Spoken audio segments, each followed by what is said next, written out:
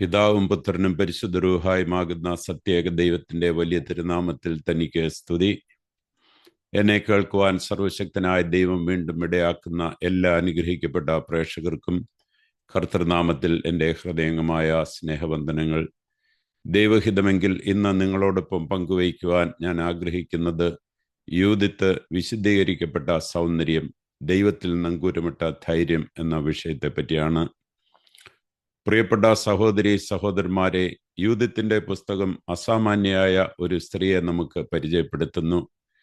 8-ാം അധ്യായത്തിൽ അവളെക്കുറിച്ച് വ്യക്തമായി വിവരിക്കുന്നുണ്ട്. അവൾ ധനവതിയും ബഹുമാനിക്കപ്പെടുന്നവളും അതീവ സുന്ദരിയുമായിരുന്നു.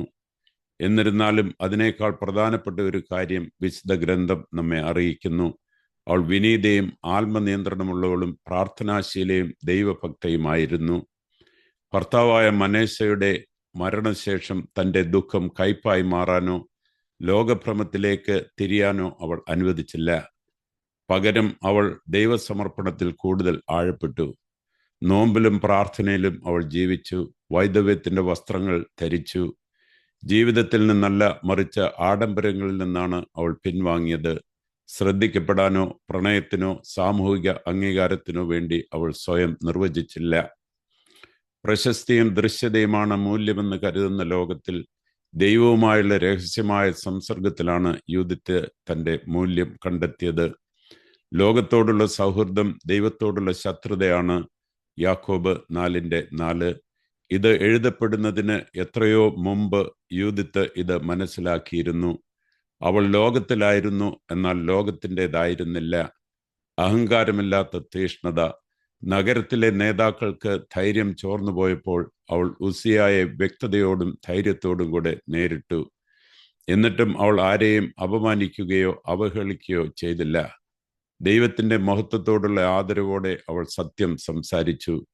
ദൈവത്തെ ഒരു സമയപരിധിയിൽ നിർത്താൻ അവർക്ക് അവകാശമില്ലെന്ന് അവൾ ഓർമ്മിപ്പിച്ചു. അതാണ് വിശുദ്ധമായ ധൈര്യം. യേശു പിന്നീട് പഠിപ്പിച്ചു, പാമ്പുകളെപ്പോലെ വിവേകികളും പ്രാവുകളെപ്പോലെ നിഷ്കളങ്കരും ആയിരിക്കുവിൻ എന്ന്. മത്തായിയുടെ സുവിശേഷം 10:16. നൂറ്റാണ്ടുകൾക്ക് മുമ്പ് യൂദിത്ത് ഈ സന്തുലിതാവസ്ഥ പ്രകടമാക്കി. മൂർച്ചയുള്ള വിവേചന ബുദ്ധി, എന്നാൽ ശുദ്ധമായ ഉദ്ദേശം. അവളെ സ്വാധീനിക്കാനോ ഭയപ്പെടുത്തുവാനോ അധികാരത്താൽ വശീകരിക്കാനോ ആർക്കും കഴിഞ്ഞില്ല. എന്തുകൊണ്ട്? കാരണം അവൾ മനുഷ്യരെക്കാൾ ദൈവത്തെ ഭയപ്പെട്ടു. അതിർവരമ്പുകളുള്ള സൗന്ദര്യം. യൂദിത്തിന്റെ സൗന്ദര്യം യഥാർത്ഥമായിരുന്നു. ഹോളോഫെർണസിനെ നേരിടാൻ സമയമായപ്പോൾ അവൾ ആകർഷകമായി വസ്ത്രം ധരിച്ചു. എന്നാൽ അത് തന്ത്രപരമായിരുന്നു, പ്രലോഭനപരമായിരുന്നില്ല. അവളുടെ രൂപം അച്ചടക്കത്തിന് കീഴിലായിരുന്നു, അല്ലാതെ അരക്ഷിതാവസ്ഥയോ അംഗീകാരത്തിനായുള്ള ദാഹമോ അല്ല അത് നയിച്ചത്. ഇതിൽ വലിയൊരു വ്യത്യാസമുണ്ട്. ഇന്ന് പല യുവാക്കളും യുവതികളും ശ്രദ്ധ ലഭിക്കുന്നതാണ് തങ്ങളുടെ മൂല്യമെന്ന് കരുതുന്ന ഒരു സംസ്കാരത്തിലാണ് നാം വളരുന്നത്.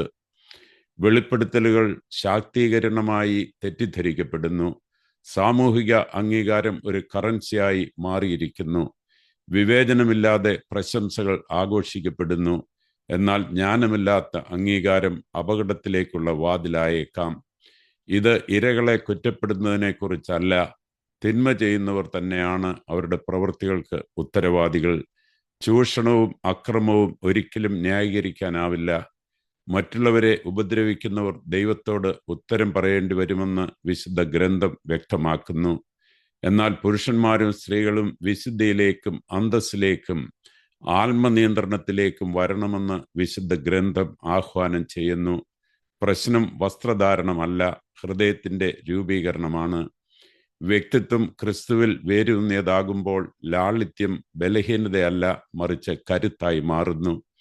അന്തസ് കാത്തു സൂക്ഷിക്കപ്പെടുമ്പോൾ ആത്മാഭിമാനം ഒരു സംരക്ഷണമായി മാറുന്നു.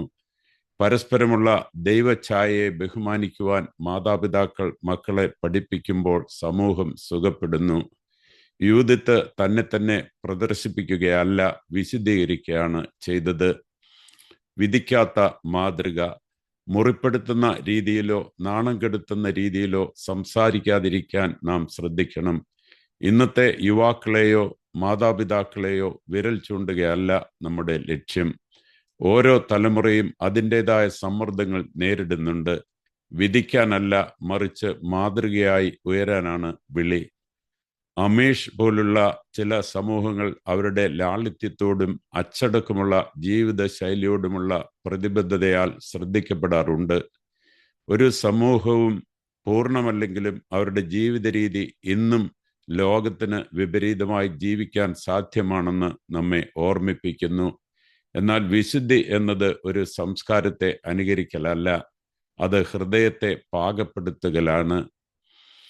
യൂഥത്തിന്റെ കരുത്ത് വസ്ത്രത്തിന്റെ നീളത്തിൽ നിന്നോ ലോകത്തിൽ നിന്നുള്ള പിന്മാറ്റത്തിൽ നിന്നോ അല്ല വന്നത്. അത് നോമ്പിൽ നിന്നും പ്രാർത്ഥനയിൽ നിന്നും വിനയത്തിൽ നിന്നും ദൈവമഹത്വത്തോടുള്ള തീഷ്ണതയിൽ നിന്നും വന്നതാണ്. അതാണ് പാഠം. യുവാക്കളോട് ഒരു വാക്ക്: നിങ്ങൾ യുവാവാണെങ്കിൽ നിങ്ങൾക്ക് പ്രണയിനിയോ പ്രണയിതാവോ ഇല്ലെങ്കിൽ നിങ്ങൾ ഒന്നും നഷ്ടപ്പെടുത്തിയിട്ടില്ല. വളർച്ചയ്ക്കും വിദ്യാഭ്യാസത്തിനും വിശുദ്ധിക്കും ദൈവവുമായുള്ള സൗഹൃദത്തിനുമായി മാറ്റിവെക്കുന്ന സമയം ഒരിക്കലും പാഴാകില്ല. ഏകാന്തതയുടെ കാലങ്ങൾ ശൂന്യതയല്ല, അവ ഒരുക്കങ്ങളുടെ കാലങ്ങളാണ്. യൂഥത്തിന്റെ മറഞ്ഞിരുന്ന വർഷങ്ങളാണ് അവളുടെ പരസ്യമായ വിജയത്തിന് അടിത്തറയായത്. മൂല്യം അളക്കുന്നത് പ്രണയാനുഭവങ്ങളിലൂടെയല്ല, അംഗീകാരത്തിലൂടെയല്ല അന്തസ്സ് തെളിയിക്കപ്പെടുന്നത്.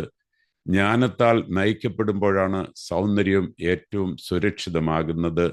നമുക്ക് ഇവ ചെയ്യാം. സ്ത്രീകളെ വസ്തുക്കളായല്ല, സഹോദരിമാരായി ബഹുമാനിക്കുവാൻ നമ്മുടെ മക്കളെ പഠിപ്പിക്കാം. പ്രദർശനത്തെക്കാൾ വലുതാണ് അന്തസ്സെന്ന് നമ്മുടെ പെൺമക്കളെ പഠിപ്പിക്കാം. കാർക്കശ്യമില്ലാതെ ലാളിത്യത്തെ മാതൃകയാക്കാം. അഹങ്കാരത്തിന് വളമിടാതെ സൗന്ദര്യത്തെ അംഗീകരിക്കാം. വിമർശിക്കുന്നതിനേക്കാൾ കൂടുതൽ പ്രാർത്ഥിക്കാം. ദൈവത്തോട് ചേർന്ന് ജീവിക്കാം. അങ്ങനെ ധൈര്യം സ്വാഭാവികമായി മാറും. നമ്മുടെ വീടുകൾ വിശുദ്ധമായ സ്വഭാവ രൂപീകരണത്തിനുള്ള ഇടങ്ങളായി മാറണം. നമുക്ക് പ്രാർത്ഥിക്കാം. സ്വർഗീയ പിതാവേ, അങ്ങയുടെ പരിശുദ്ധ നാമം വാഴ്ത്തപ്പെടട്ടെ. രഹസ്യങ്ങൾ കാണുന്നവനും അങ്ങയുടെ മഹത്വത്തിനായി ചെയ്യുന്നവയ്ക്ക് പ്രതിഫലം നൽകുന്നവനുമായ ദൈവമാണ് അങ്ങ്. യൂഥത്തിന്റെ മാതൃകയ്ക്കായി ഞങ്ങൾ അങ്ങേക്ക് നന്ദി പറയുന്നു. അവളുടെ ധൈര്യത്തിനും നോമ്പിനും ജ്ഞാനത്തിനും അങ്ങയുടെ മഹത്വത്തോടുള്ള അചഞ്ചലമായ തീഷ്ണതയ്ക്കും ഞങ്ങൾ നന്ദി പറയുന്നു. ദൈവമായ കർത്താവെ, അവളുടേതുപോലുള്ള ഒരു ഹൃദയം ഞങ്ങൾക്ക് നൽകണമേ.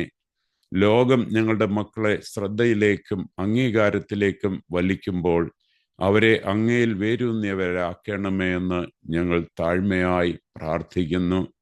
ഞങ്ങളുടെ പുത്രന്മാരെ സൗമ്യതയുള്ള കരുത്തന്മാരായി വളർത്തണമേ എന്നും പ്രാർത്ഥിക്കുന്നു.